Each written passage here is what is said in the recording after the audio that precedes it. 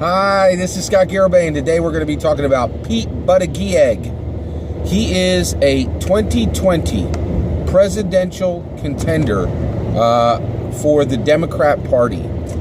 So today I'm going to talk about his strengths and his weaknesses as a contender within the Democrat primary. Okay, so who is he? Right. So one, he is a Democrat mayor from South Bend, Indiana. All right.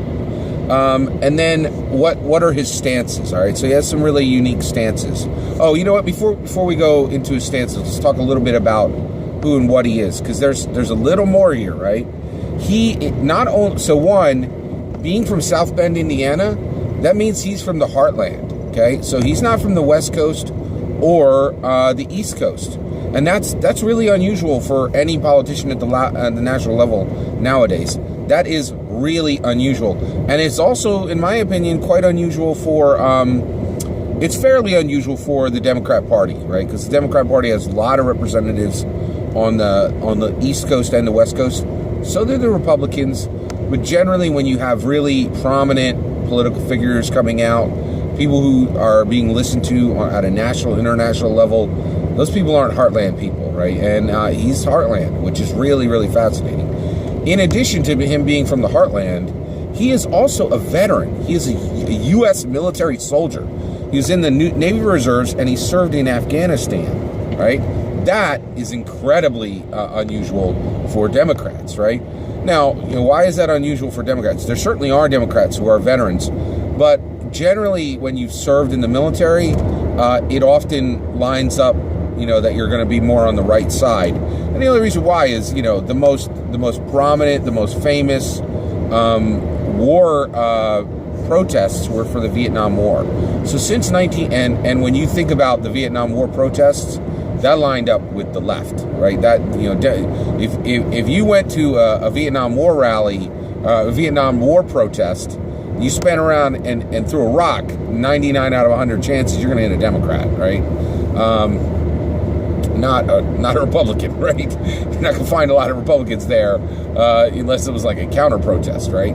So that's really unusual. So basically, someone who has dedicated their lives for some period of their time to being a soldier, right? To someone who carries an assault rifle on a military weapon, right? I'm not sure if assault rifle is the right term there, right?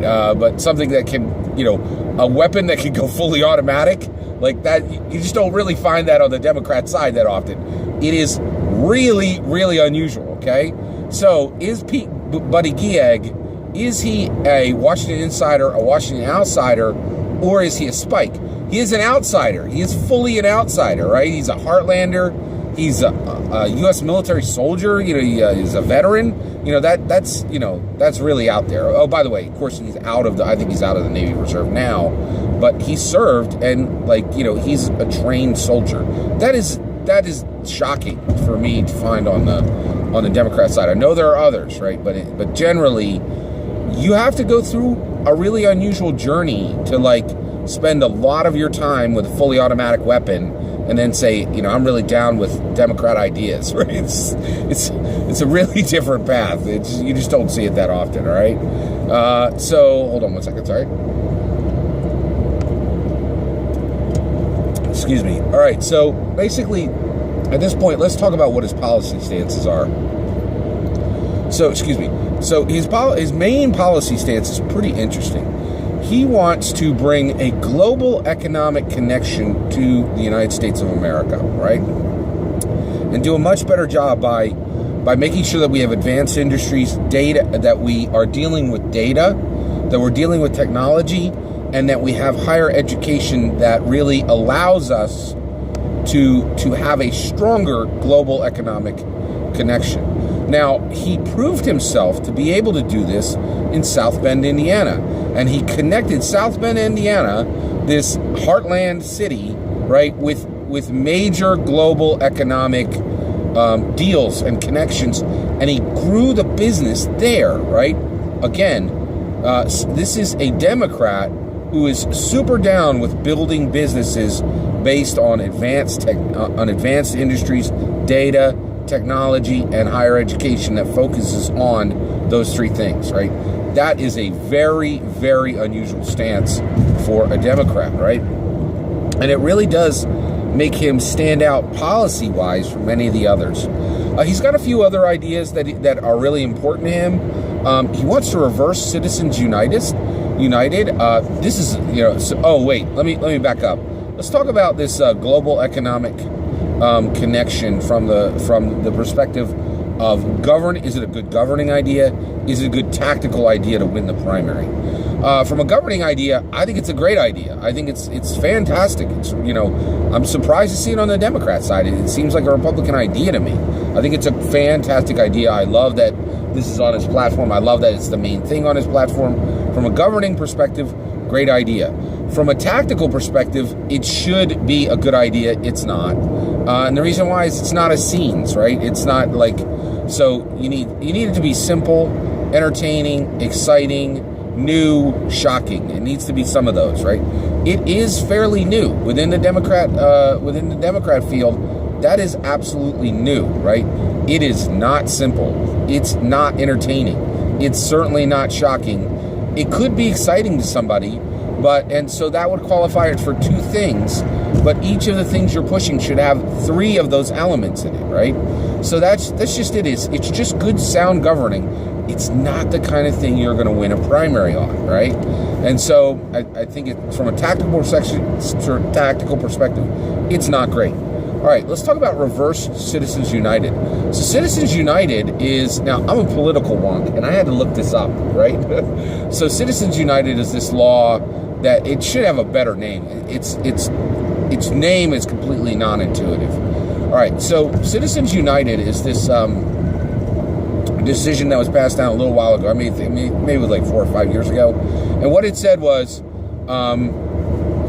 money given by corporations is free speech. All right, so this opened the floodgates for millions of dollars to go to political candidates, right? And boy, has that money flown, right? Flowed, excuse me. And Democrats absolutely hate Citizens United. Generally, not all of them. There are a lot of Democrats who get a lot of money. And one of the things that is passionate from a lot of these Democrats is they want to get money from they want to get money from small sources. I think this is utterly ridiculous. Like the idea of a small user base giving you a little bit of money here, a little bit of money there. Like we're just not there anymore, right? Like corporations giving hundreds of millions, and if you're not playing at that game, you're not going to be able to spend. Right, and you're going to lose. It's just, So I think from a governing perspective, reversing Citizens United, I don't think it's a great idea. Right, from a tactical perspective, this is a terrible idea. Right, people don't even know what Citizens United is generally. Right, Democrats are more likely to know what it is than Republicans, I think. But you're not going to rally anybody with this. Right. He also wants to abolish the Electoral College. Right, absolutely fascinating stance. I really like Buttigieg, because he really is saying some stuff that nobody else is saying at the macro level, right? This is really fascinating. From a governing perspective, I disagree. I think I'm down with the Electoral College. I really am. And the reason why is we just saw it work, right? Of course, Hillary Clinton won the popular election, but Donald Trump amazingly proved himself to be a much more politically savvy political mover, and won using the Electoral College, which is incredible. Like, who would have thought that Hillary Clinton would win the popular, but as a dyed-in-the-wool politician who's been in the game for decades, would get out politically maneuvered and lose on the Electoral College because her advisors couldn't count the votes on what states would go where, right? But then, after Hillary won the electoral, right, Hollywood came forward with people like Charlie Sheen and said, hey, you people on the Electoral College, there's a small window here. You can overturn the people's, they said it differently than this, you can overturn the people's choice and give us the president we deserve, which is Hillary. And the Electoral College is like, nope, we're going to go with exactly who the people chose, right? So the Electoral College then only stands in there to guess what? To get rid of things like a Manchurian candidate, right? Now, you're like, wait, what? A Manchurian candidate? It's not that crazy. We routinely have people like in the last election. One, I am not a birther, right? I believe President Obama was born right here, right within. I know he wasn't born on the contiguous United States, but he's an American citizen. I fully believe that. But we had 2 or 3 candidates who literally weren't born in the U.S., right? Like there was something where somebody had been born like in Panama or something, and like they're running for president. And this, this continues to be a little strange where like more and more on the Democrat and the Republican side, there are people stepping forward, with the idea that they would run for president and they're not born in America. It sounds really strange, right? Now, not putting President Obama in there. It's just alarming, in my opinion, right? All right. But the other thing, though, is I think the Electoral College serves a purpose. I would not get rid of it from a governing perspective.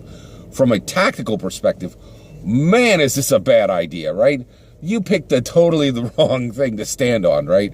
Abolish the Electoral College. This is something that people care about exactly 3 months every 4 years, right? And even that, it's completely situational based on whatever happened to the person they liked in the last election. Terrible, terrible tactical idea. The last one is, I'm sorry, I don't mean to laugh. Pete Buttigieg wants to depoliticize the Supreme Court, right? I'm going to repeat that. Pete Buttigieg wants to depoliticize the Supreme Court, right? Also, me, Sky Garibay, I would like it to make it so that the ocean is no longer wet, right? Like, that is so ridiculous. That's the most ridiculous thing I've ever heard, right? Depoliticizing, like, this is one of the things that amazes me. And, like, people are just not reading the room. They're not understanding where we are at, right? Like, it's crazy, so there's no way you're going to depoliticize the Supreme Court. That's just like, that horse is already out the barn. That horse has a saddle.